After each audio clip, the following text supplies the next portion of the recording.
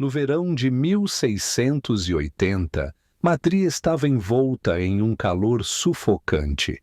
Dentro dos amplos salões do Palácio de Alcázar, o ar parecia parado e impregnado com um aroma denso de lavanda, água de rosas e algo muito menos agradável.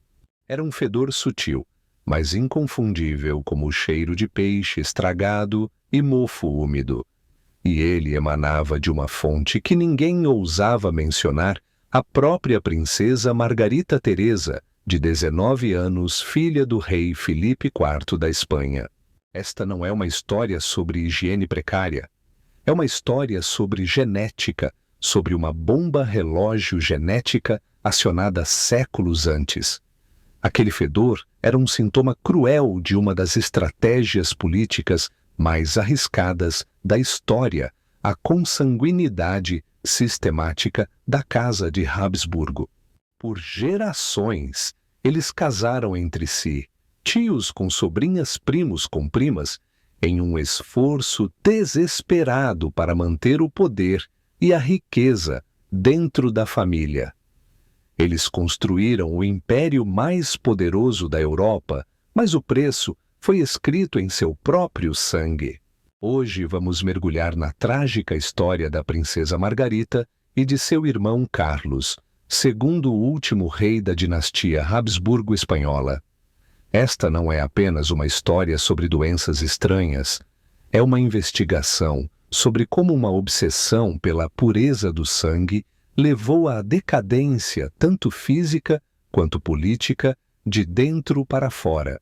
Vamos explorar como um odor corporal inexplicável se tornou uma questão de segurança nacional e como a queda de um grande império pôde ser anunciada não por batalhas, mas pelo silêncio constrangedor em uma sala real toda vez que a princesa entrava. Para entender por que uma princesa poderia estar apodrecendo por dentro, precisamos voltar no tempo e compreender a obsessão dos Habsburgo.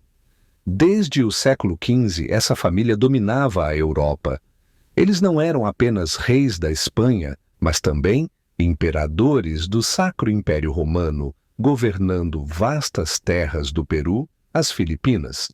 A estratégia deles para manter o poder era simples: mantê-lo na família.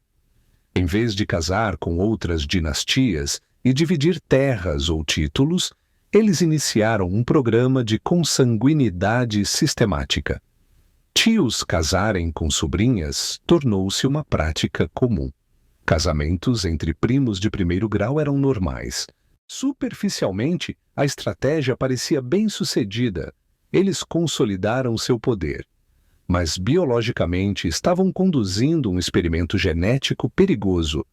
Cada casamento consanguíneo era como dobrar um baralho já cheio de cartas ruins. Genes recessivos portadores de doenças, que normalmente seriam mascarados por genes dominantes, saudáveis de outra linhagem, agora tinham a chance de se combinar e se manifestar. Os sinais de alerta apareceram cedo. A característica mais famosa era o queixo Habsburgo, uma mandíbula inferior projetada de forma pronunciada. Junto a isso, vinha um lábio inferior espesso e um nariz aquilino. Com o passar das gerações, essas características ficavam cada vez mais evidentes nos retratos reais, um testemunho silencioso de seu sangue cada vez mais fechado. Mas o problema não se limitava à aparência. Doenças genéticas começaram a surgir com uma frequência alarmante: epilepsia, gota-edema e problemas mentais. Até mesmo os médicos da corte perceberam o perigo. Já em 1605, o médico real, Luís de Mercado, escreveu um tratado alertando sobre os riscos da consanguinidade, descrevendo que ela produziria crianças frágeis propensas a doenças e deformidades. Mas seu alerta foi ignorado. Para os Habsburgo, o risco político de permitir que o poder escapasse da família era muito maior do que o risco biológico. E foi a geração da princesa Margarita Teresa e de seu irmão Carlos, que pagou o preço mais alto por essa arrogância. Margarita Teresa, a figura central do famoso quadro Las Meninas, de Velázquez, é um exemplo trágico desse preço. Seus pais, o rei Filipe IV e a rainha Mariana da Áustria, eram tio e sobrinha. O coeficiente de consanguinidade de Margarita era tão alto que equivalia ao de uma criança nascida de 2 irmãos, e seu corpo reagiu a isso. Além das características físicas dos Habsburgo, ela sofria de uma série de problemas de saúde crônicos. E um dos sintomas mais estranhos e constrangedores era o odor corporal intenso e incontrolável. A medicina moderna pode oferecer algumas hipóteses. Ela pode ter sofrido de trimetilaminuria, também conhecida como síndrome do odor de peixe, um distúrbio metabólico genético raro que impede o corpo de quebrar um composto fétido, fazendo com que ele seja excretado pelo suor, respiração e urina. Essa é uma doença causada por um gene recessivo, exatamente o tipo de doença com alta probabilidade de aparecer em casamentos consanguíneos. Imagine a tragédia dela. Uma jovem princesa cercada de luxo, mas ostracizada por algo que não podia controlar. Cada aparição pública era uma humilhação silenciosa. Os cortesãos tapavam o nariz, os embaixadores estrangeiros registravam detalhes em seus relatórios. O fedor dela não era apenas uma questão pessoal, tornou-se um símbolo da decadência de toda uma dinastia. E se o destino de Margarita era trágico, o de seu irmão Carlos II era uma catástrofe. Carlos era o ápice da consanguinidade dos Habsburgo. Seu coeficiente de consanguinidade era ainda mais alto que o de sua irmã. Ele era um catálogo vivo de doenças genéticas. O queixo Habsburgo dele era tão deformado que ele não conseguia mastigar corretamente e tinha dificuldade para falar. Sua língua era grande demais para a boca. Ele sofria de raquitismo, epilepsia e atraso no desenvolvimento intelectual.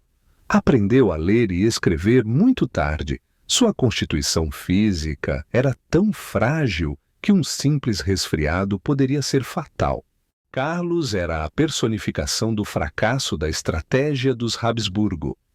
Ele era o herdeiro de um império que se estendia por todo o globo, mas mal conseguia se manter de pé.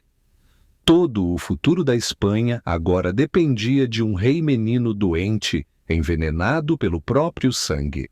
Quando Carlos II atingiu a idade adulta, uma única tarefa tornou-se mais importante que todas. Ele precisava se casar e produzir um herdeiro. A pressão recaía pesadamente sobre seus ombros e sobre toda a corte. Em 1679, um casamento foi arranjado com Marie-Louise de Orléans, sobrinha do rei Luís XIV da França. Era um casamento político, uma tentativa de aliviar as tensões com o poderoso rival da Espanha. Mas para a noiva de 17 anos foi um pesadelo. Conta-se que ao ver seu noivo pela primeira vez, ela desatou a chorar. Carlos, então, com 18 anos, parecia muito mais velho, magro, frágil e carregava todas as deformidades de sua linhagem. A cerimônia de casamento foi um espetáculo de desespero. Carlos precisou ser sustentado por 2 homens para se manter de pé durante a cerimônia. Quando chegou o momento de proferir os votos, ele apenas murmurou palavras ininteligíveis. A igreja mergulhou em um silêncio constrangedor. Todos os olhares convergiam para ele não com admiração, mas com pena e preocupação. A pergunta que ninguém ousava verbalizar, mas que todos pensavam era: será que ele conseguirá cumprir seus deveres conjugais? Será que ele poderá gerar um filho? A noite de núpcias tornou-se um evento nacional. Embora ninguém a presenciasse diretamente, toda a corte, prendeu a respiração em expectativa. Carlos, fraco e provavelmente assustado, recebeu dos cortesãos medicamentos afrodisíacos supostamente potentes. Mas nenhum milagre aconteceu. O casamento não foi consumado naquela noite e talvez nunca o tenha sido. Os rumores começaram a circular. Alguns diziam que Carlos sofria de hipogonadismo que impedia o pleno desenvolvimento de seus órgãos reprodutivos. Outros sussurravam sobre deformidades estruturais mais graves. A medicina moderna sugere que ele pode ter sofrido de uma série de síndromes genéticas, como a síndrome de Klinefelter, que causa infertilidade e problemas de desenvolvimento. Durante os 10 anos de casamento, nenhum filho nasceu. Os médicos tentaram todos os tratamentos, desde ervas exóticas até rituais supersticiosos. Chegaram a banhar o rei com o sangue de touros recém-abatidos e a realizar sessões secretas de exorcismo. Mas nada podia mudar a realidade biológica. A linhagem dos Habsburgo havia chegado a um beco sem saída. Marie-Louise faleceu subitamente em 1689, aos 26 anos. Alguns diziam que ela morreu de doença. Outros sussurravam que foi de desespero. Carlos foi arranjado para casar novamente, desta vez com uma princesa alemã, conhecida por vir de uma família numerosa. Mas o resultado foi o mesmo: nenhum herdeiro nasceu. No dia 1º de novembro de 1700, os sinos da Catedral de Madrid ecoaram novamente. Carlos II, o último rei da dinastia Habsburgo-Espanhola, faleceu aos 38 anos, embora parecesse um ancião.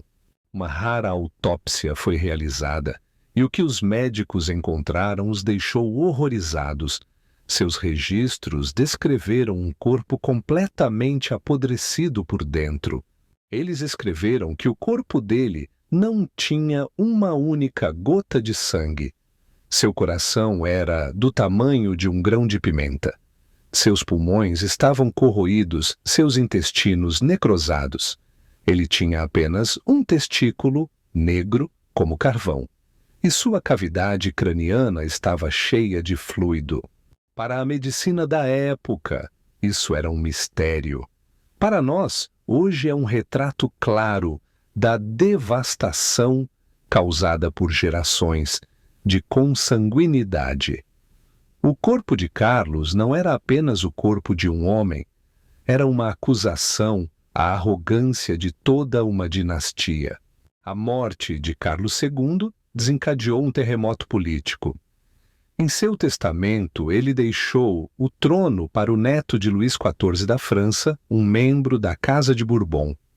Isso imediatamente deflagrou a Guerra da Sucessão Espanhola, um conflito que durou mais de uma década, envolvendo todas as potências europeias e remodelando o mapa político do continente. A grande dinastia Habsburgo da Espanha não caiu por causa de guerras ou revoluções. Ela se autodestruiu de dentro para fora. A bomba relógio genética armada séculos antes finalmente explodiu. Hoje, Carlos II permanece como um símbolo não de poder, mas de consequências.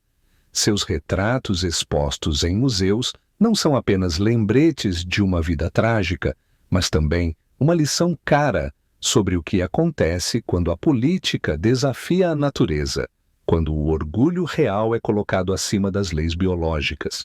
A maior recompensa que obtemos hoje não é apenas conhecer as doenças dos Habsburgo. A compreensão mais profunda é que a tragédia deles não foi um acidente, mas uma escolha consciente, repetida por gerações. Eles foram avisados, mas ignoraram. Escolheram o risco biológico em troca da segurança política. E no final, perderam ambos. A história deles é um lembrete assustador de que nenhuma coroa, nenhum império pode se sustentar quando sua base biológica está apodrecida. A pureza que eles tentaram proteger acabou se tornando o veneno que os destruiu. Acabamos de ver como uma família real se autodestruiu ao tentar proteger uma ideia equivocada de perfeição do sangue. Eles fizeram isso com os filhos que nasceram. Mas o que acontece quando a imperfeição não é uma doença genética, mas uma deficiência congênita visível, como a síndrome de Down? Como as famílias reais obcecadas por sua imagem pública lidaram com as crianças que se tornaram verdades inconvenientes dentro de suas próprias famílias, para explorar um dos segredos mais sombrios e dolorosos da história real moderna, onde crianças foram declaradas mortas enquanto ainda viviam e esquecidas em instituições psiquiátricas. Assista agora ao nosso próximo vídeo. Clique no vídeo que está aparecendo na tela, O Destino Cruel das Crianças Reais com Síndrome de Down, para ver que às vezes a crueldade não precisa de espadas, apenas de silêncio e esquecimento.